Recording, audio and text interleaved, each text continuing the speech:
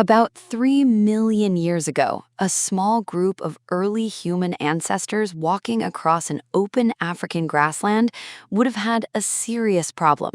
They were slow, they were small, they couldn't climb trees as well as their primate cousins anymore, they had no claws, no venom, no armor, and they shared the landscape with cave lions, leopards, hyenas, saber-toothed cats, and giant crocodiles, which raises an obvious question: how did any of us survive long enough to be here? Hi, I'm Mara, and this is Microplanet. The answer isn't that we became dangerous fast, it's that we became very, very difficult to catch, and that we did it in ways that had almost nothing to do with physical strength.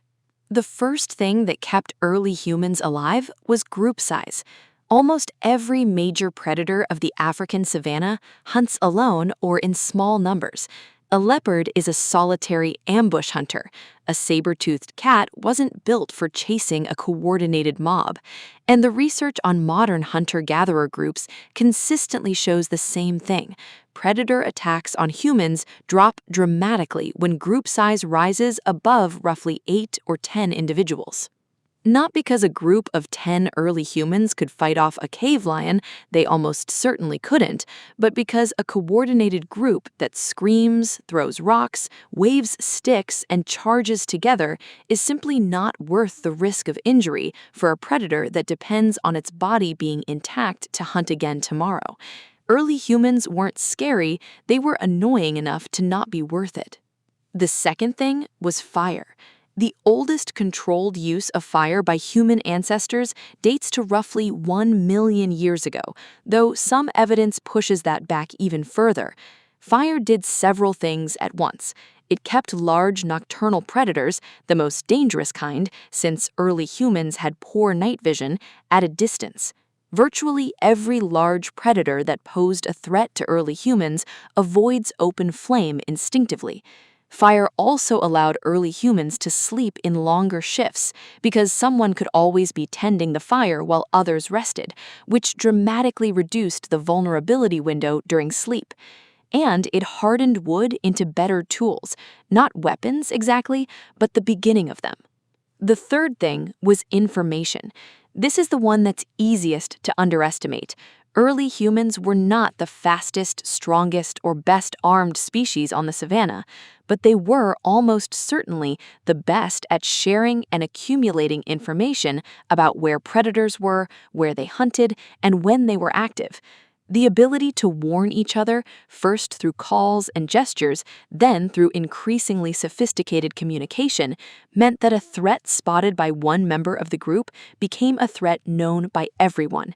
No other species on the savanna could do this as effectively. A gazelle that spots a lion can run. An early human that spots a lion could run and also tell everyone else exactly what they saw, where it went, and what to watch for later. Over thousands of generations, groups that communicated threat information more precisely survived more often, which is one reason researchers think predator pressure may have been one of the earliest and most consistent drivers of increasingly complex language. There's also a fourth factor, which is less glamorous but may be the most important of all. Early humans got very good at not being where predators were looking. Predators hunt efficiently by learning the patterns of their prey. Early humans disrupted those patterns constantly, moving camps, using different water sources, avoiding predictable routes, traveling during the parts of the day predators were least active. This behavioral flexibility, the ability to change habits faster than a predator could learn them, is something no other prey species on the savanna had to the same degree. A zebra herd moves where food and water are. An early human group could reason about where the leopard had been yesterday and deliberately go somewhere else. Put all four together, and the picture shifts. Early humans weren't apex predators, and they weren't armored prey. They occupied a strange middle position, deeply vulnerable on their own, but increasingly capable as a group of making themselves more trouble than they were worth.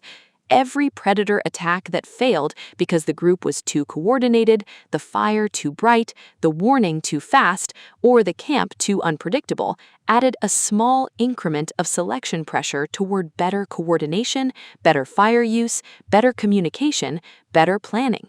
The predators were, without knowing it, selecting for exactly the traits that would eventually make humans the most dangerous species on the planet. Which brings us back to that small group crossing the grassland 3 million years ago. They didn't know what they were building. They were just trying to not get eaten.